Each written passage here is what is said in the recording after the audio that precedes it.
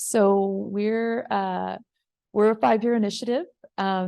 We started out in 2019 with some amazing community collaborators that sort of built on the sort of culture, the culture of food and food businesses and food research and food innovation and farming that was already happening in the community. And the community came together really to create a proposal for a circular food economy initiative. So answering the question, how could we address a social issue with data and technology?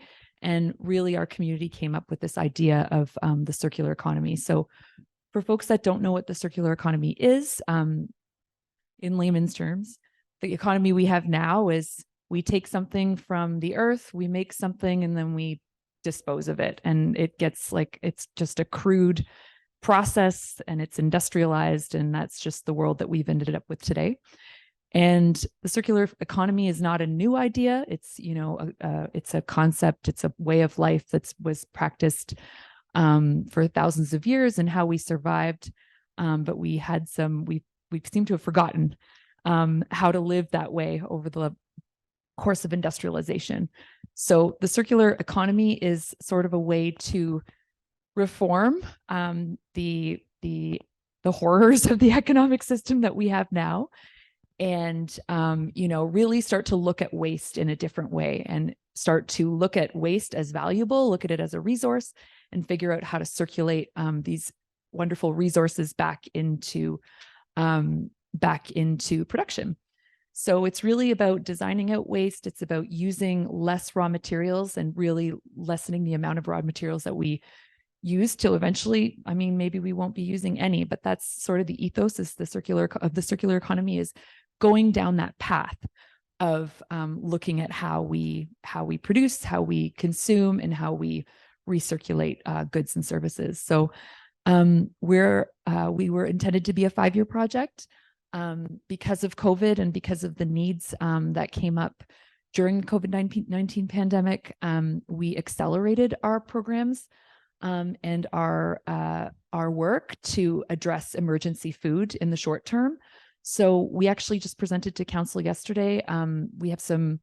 We're actually wrapping up at the end of the year, but not after we have lots of great programs and lots of great community connections and really some amazing momentum of the work. So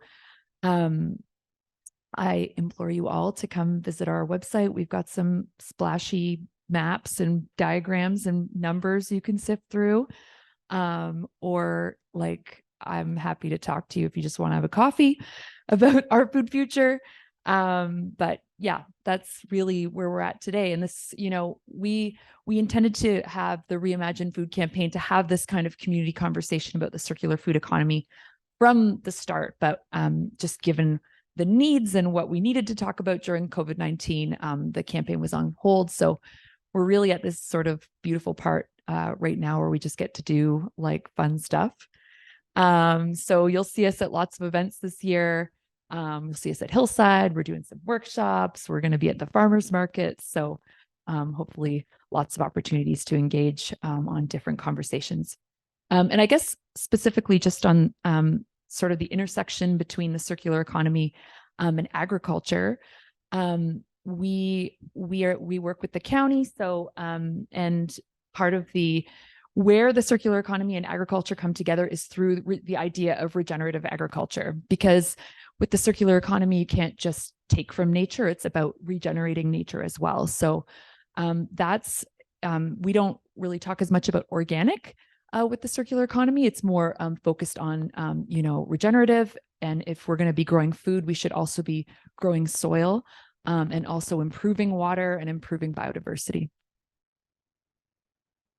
I can answer some questions too while we wait for Shabina, if there are any. Or okay. Well, we've got Sienna here. Sienna Paulino is a friend and held various positions within the community. Most recently as one of the directors of the Guelph Outdoor School, which is really an award-winning, wonderful, unique program that's here in Guelph for children. Sienna's a writer, a wanderer, a thinker, and a parent. And she envisions a world where every kid has the opportunity to explore, learn, and immerse themselves in nature. So I'm really grateful you're here talking with me. um, so yeah, I guess I'll just get started. I've got a little list of questions and we'll see where we get. But my first one was just overall, like, what were your impressions of the film? What stood out for you? Yeah, overall, I enjoyed it. I have always had a bit of like an affinity and curiosity about the Northern Territories in Canada. And so when I started watching this, the cinematography of it was really capturing for me. I thought the directors and the film crew did a great job at sort of giving us a visual of what it looks like in that part. And the folks up there who are doing really great and resourceful work. And so that part was really capturing for me. And then I also sort of felt a bit disconnected from the film in some ways. I guess just because there are a few things. Like, first, it was the title of it is Sovereign Soil. And so when I think of sovereignty and food sovereignty and land sovereignty, especially in Northern Territories, I'm thinking about Indigenous led initiatives. Um, and I found that this particular film was sort of lacking that. There were some Indigenous voices, but they seemed to be adding into the conversation as opposed to leading the conversation. Um, so that kind of left me with like, oh, this is really nice to see, but also I'm left wondering more and wanting to know more about what are those Indigenous led practices on that particular part of land in Canada. Thank you. Welcome, Shabina. You're here. Wonderful. It's all good. I'm going to introduce you and then we'll go back to our conversation. So Shabina Lafleur-Gangji is co-director of Seed Soil Spirit, a grassroots organization run by and primarily for Black, Indigenous, and racialized communities offering cross-cultural, self-determined, and decolonial approaches to land-based education. And I've heard so much about your work and I'm really, really delighted that you're here. Amazing. We were just talking about first impressions of the film. And maybe over to you. What did you feel? So that's a good question. It was interesting. So I watched it once and this was my second time around. So I took in things that I didn't initially, maybe that hadn't initially hit in the same way the first time. But my first reaction was like actually quite visceral. I think what's happening in the film, like the first thing that I notice is the parallels of stories and histories that are playing in at the same time. So here we have a focus on like modern agriculture, but the underpinnings of the story are still scattered throughout, like what is the history of this land? Or even when the farmer had mentioned like, being a hunter-gatherer is like the most sustainable, but I don't want to live, what was it? I don't want to eat roots in a cave. I was like, oh, okay. You know what I mean? I think, and even within the Indigenous community that was, working on this farm, there's mention of like their community not necessarily being in agreement with that. And there's this whole other conversation that I think that's missing from it. A lot of people are looking to find solutions to an issue that is fairly new, right? Because the food system has already been sustainable on the land, but there's this very recent, when we talk about the Yukon, I think the colonial government was formed there about just over 100 years ago. And the process of, they're talking about within the film, like the sort of the process in which the people were removed from the land and placed within communities is fairly recent. So it's just all of this happening at the same time while people are trying to survive too. And so anyways, it's just the stark differences in the histories, but then also the common goal of trying to live in the best way people can. Yeah, I felt that too. There was definitely there's like overlays of like worldviews that are like kind of like overlapping in many ways. Like people are like you have folks that have lost a connection to their culture and they're trying to learn and rebuild their skills and reconnect with the land. And then there's sort of other folks that have arrived there and they have these ideas of their ancestors and what they need to do up there too. And it's, yeah, it is. I liked your word stark. Yeah. I wanted to ask about, the film features predominantly white farmers. And there, as you said, there are some, Indigenous ways of stewarding the land. I think that we often don't talk about sort of the contributions of Black farmers and communities of color in farming and agriculture and stewarding the land here in Canada. Is there anything that you think that folks in this audience should know about those contributions? I often, we can just go. I don't know if contributions is like the right word. I think for me, I think it's the foundation. Agriculture and food doesn't exist without racialized people. If all racialized people within Canada stopped growing food today, then we would starve, right? And that's where a lot of the knowledge comes from, in terms of like early settlers, like where did they learn everything from? Like, and it's not to say people aren't bringing their own knowledge, no doubt, but I often find that in spaces of like organic agriculture that are predominantly like white run, the conversation is about where is the room for inclusion, but the reality is that is the bulk of the work. It's just the resources in terms of representation and being able to have time to show what people are doing and being in charge. Like, a lot of the most financially supported voices are the ones that have the most privilege always. And that the reality is that, that it's just people are doing the work sometimes and oftentimes not on their own terms, and in a way that, is offered gratitude to. So I guess I'll leave it at that. Yeah. I'll like piggyback off of that. I think if we think of it as contributions and we're sort of erasing like centuries of history, foundational history, and farming and taking care of the land and living off the land is part of Black and communities of color. Like that's just foundational to ancestries and lineages and things like that.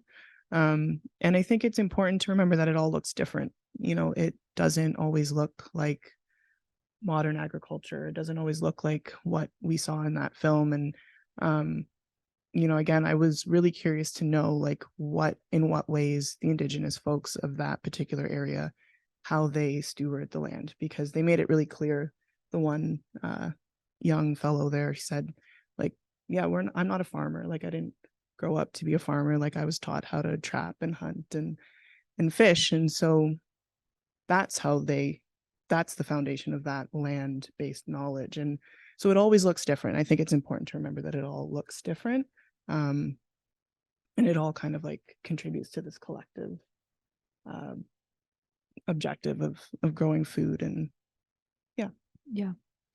yeah, it's really easy to well, for me as a white person, to just have an image of white farmers in my head, and that's how it all starts, right? So it's definitely a journey for me to kind of untangle those false narratives. I wanted to ask you about, both of you have dedicated your careers to working with children and enabling access to land for all children, but in your case, Shabina, children of color specifically. What led you to that work?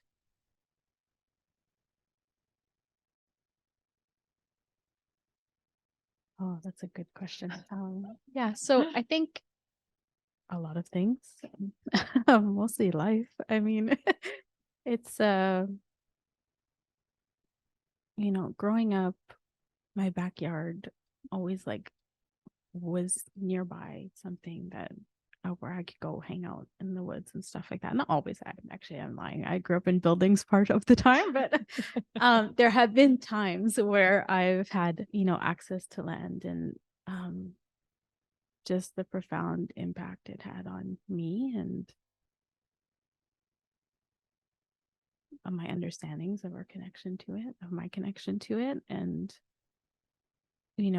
putting together the pieces over the course of my life of like why that is so severed within my own history, but then also the history of my peers, the people I love. Listening to elders and listening to aunties talk about cooking back home and growing all their own food, but then coming here and having nothing. It's really sad, And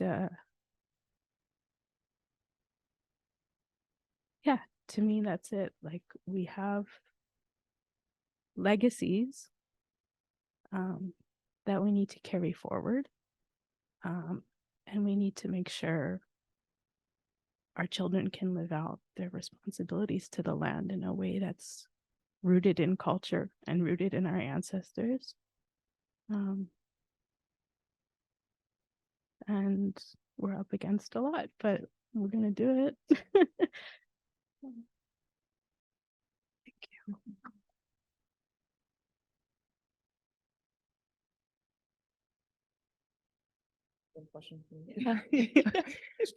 Thanks, Shabina. Yeah, I think for myself, I grew up in Pickering, which is a small city or like medium-sized city east of Toronto. And I had a lot of like freedom to sort of explore conservation areas. And I spent a lot of time outside as a kid, just kind of being in nature. And I think the land and nature has this like remarkable ability to hold space for kids. It allows kids to like sit in this awe and reverence and kind of like look up and imagine what's beyond what they can see and what's bigger than them. And so for me, that was like a big foundational piece of my childhood. And I think a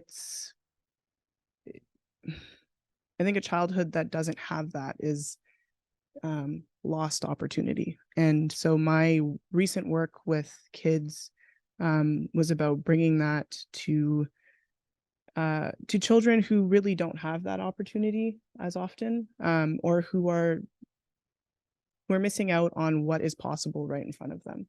I think there's often this idea that nature connection and connection to land has to happen in really pristine wilderness type places. If I didn't have the conservation area, where would I go? Well, I would probably still ride around the block or, go out on the balcony of my building or, and all of it counts, all of it matters. And so I think it's really important that we offer children, and particularly children of color, these opportunities to get outside, to feel connected, and more importantly, to like see representation in those spaces. It's one thing for a kid to just get out on their bike, but if they have a mentor or a leader who is culturally connected to them, it's that even more magical. Thank you. Yeah. Let's do it.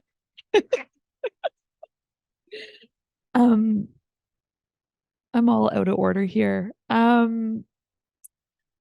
This is kind of a personal question. I'm trying not to make you cry.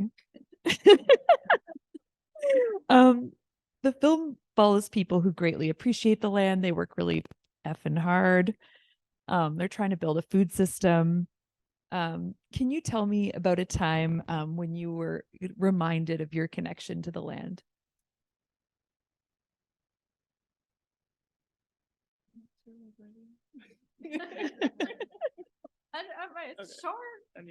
Every day, all the time. Like, what are we without it? I don't know. I don't like. Yeah, that's it. Like, I don't know. It's every day. Like, that's how we live. The plants that we eat, the medicine we have, the air we breathe. I mean, look at look at the sky.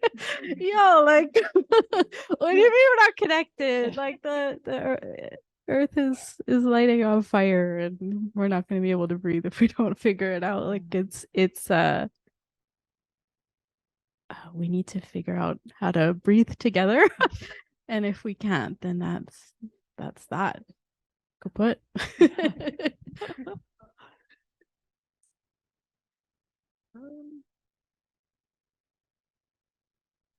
I guess I think for me, like, yeah, I'm reminded every day of like when I am out working with kids outdoors, when I see like sort of that reverence that I was talking about in their faces, when kids have that curiosity and that spirit, that's kind of when I'm reminded of of how I'm connected to all of this.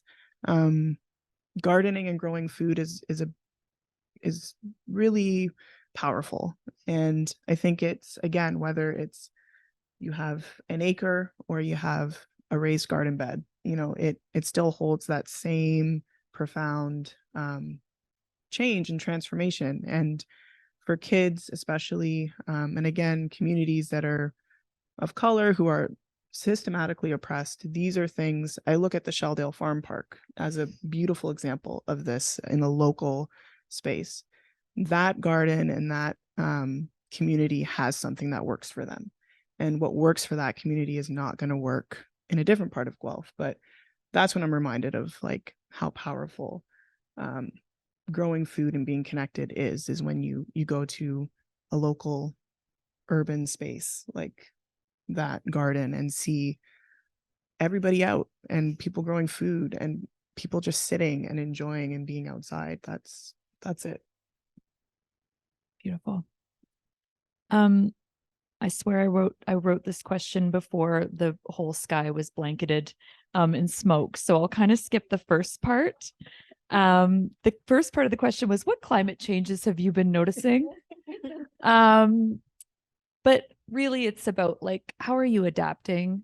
Like I think a lot of people are ignoring what's going on. They're internalizing it in a different way. They can't face what's happening. They're, making a joke out of it or whatever.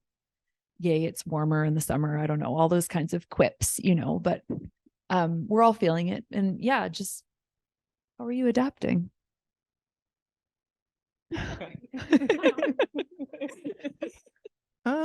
I think it's hard. It's a hard question to answer. I think for me, I'm thinking about ways to equip kids with knowledge, resources, power. At this point, it's about like teaching and showing and guiding through like environmental stewardship. What does that look like? It's more than just being outside. It's like, how do we take care of this place? And it's small, and it's going to start with maybe just picking up garbage. But it starts there. Like, it's like, how do we plant those seeds? How do we like equip the younger generation, the kids, the youth with that idea of stewardship? Like, how do we take care of this place that we love so much? For real.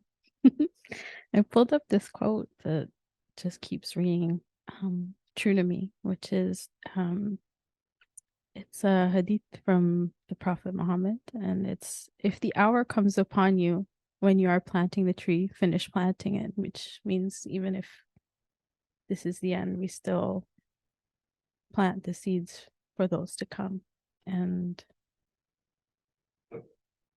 to me, I think I'm like a very spiritual person. I think a lot about prophecy in these times because, for many of us, like our people have told us, this is the time, like this is do or die, and that's the reality of the matter, and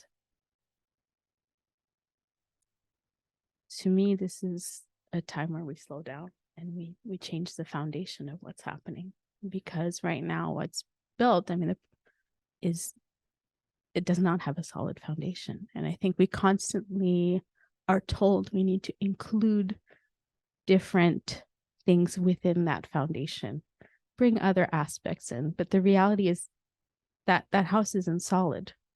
And what we need to do is look at, drawing from the ones that do work and go from there. I think we sometimes have this idea that if everybody was growing their food here, that things would be more sustainable. And, I think in some ways, but in other ways, absolutely not. I mean, within the movie itself that people were discussing, we have to cut down all these trees, and what does that do to the animals, the birds, everything, right? And we have these simultaneous things happening, which are like, around land rights, around access, around even conservation laws, regulations. That was a huge process in which this country was colonized, is to, take this land and call it crown land or call these parks. And now nobody can harvest from them because that's not, that's going to damage the forest. But that's, obviously a way to essentially cut people off from their traditional food sources. And I think the reality is a lot of us, in particular Indigenous people to this land, but so many of us carry knowledge of how to be, in relationship in a way that is reciprocal, not just taking, but being in relationship to and being a part of nature, the land. And I think so much of the conversation around agriculture, or solutions, are often, rooted in this idea of innovation. We need to take what we've done and make it even better. And I'm like, the reality is, the way white supremacy functions is that it thinks of itself as such, supremacy, but actually the reality of it a lot of the time is it's, to me, what's the word I always say? It's like an inferiority complex. It's not being able to see where people are wrong and continuously pushing a narrative that doesn't actually work with the idea that I must know better. When in reality, I think so much of this is about humbling ourselves and understanding that there's a responsibility that comes with benefiting from communities that have been absolutely decimated, and the concept of even just trying to include those narratives within something actually forgets the power of these people and their self-determination and what we need to do to be able to support what's happening on their own terms, these other systems that actually have the right foundation. We need a new foundation. Well, we need to support the existing ones that continue to exist. Like those systems it's not that they don't exist, right? They're there. It's just they're being systematically criminalized on all levels. Right? I don't know. There's so much work to do. My last question. I think you've already answered it. Like, what do we need to do to build, in your opinion, what do we need to do to build a just and equitable system? Where do we start?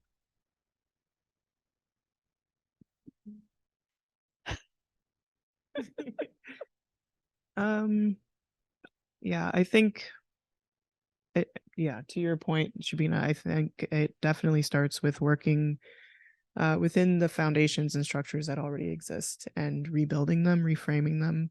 And then alongside that, allowing previous systems that have worked for a very, very long time, giving them space and room to also exist, to stop looking at them as, that's a nice suggestion or add-in or contribution. This is a foundational system. This is also a system that works, that has worked. So I think that's really important on a very big scale. And then on a smaller scale, I think I kind of hold this to be true for parts and pieces of it. It's all one big tree. So, but you know, the cultural representation and connection is big. It's really important. I think if we continue down this path and there's only a few types of individuals who continuously lead these projects, these initiatives, these organizations, these farms, we're going to just run in circles, right? These communities that have extensive knowledge, that have people who know how to live off the land, how to work with the land, how to turn this whole thing around. And those people need space and they need opportunities.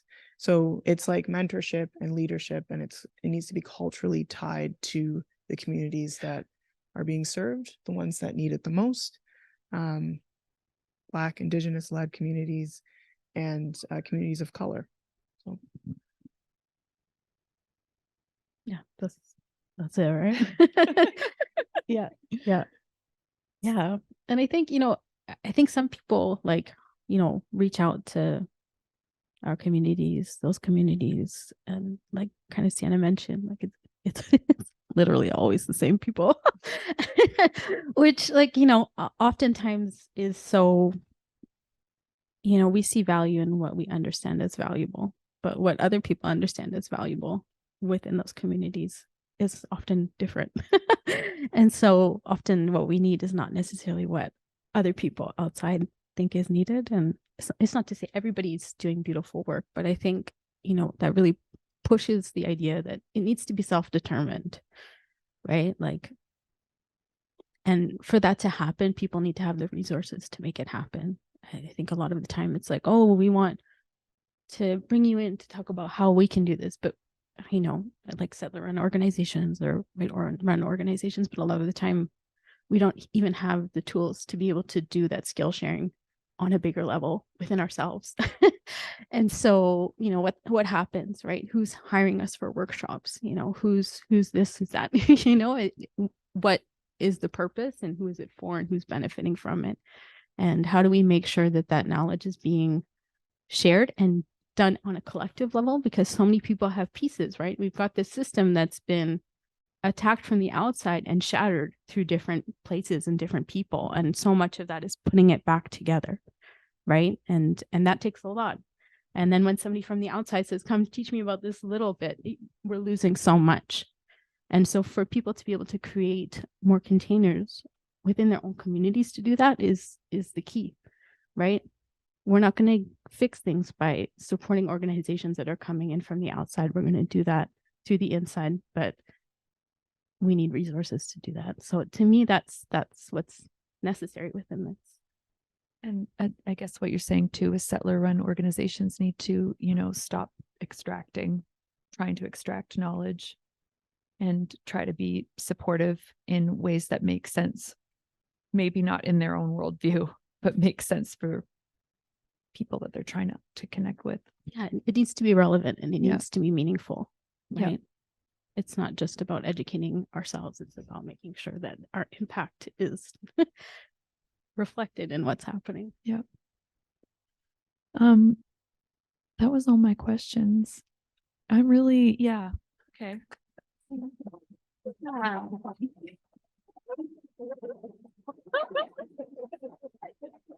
Okay. I'm just really honored that you sat up here with me and shared with us. And it's not your job to educate us or make us feel better about what's happening. So I see that you've really done a lot of work to be here. So I'm super grateful, and I'm super grateful to all of you to have the time for this kind of conversation and to let yourself imagine something different than what we have. I want to just say quickly, thank you to Ignatius Farm and Heather Lex specifically. I did a farm internship here 100 years ago, and this farm's still here and the soil's here and it's all being managed so beautifully, and you're stewarding the land. And I think that's just really beautiful. Guelph Film Fest, I had so much fun working with you. I hope we can do something again before the year wraps up. And then of course our Food Future team. I'm so grateful to have you here and us doing this circular economy crazy stuff together. And yeah, I just wish you all a wonderful evening. And oh yes, thank you. Please do the survey. It's a QR code. It's on the table. It's a quick survey, but it means we can tell our funders wonderful things about how we spent our money. So we'd be super grateful if you do the survey. And yes, thank you. Have a wonderful night.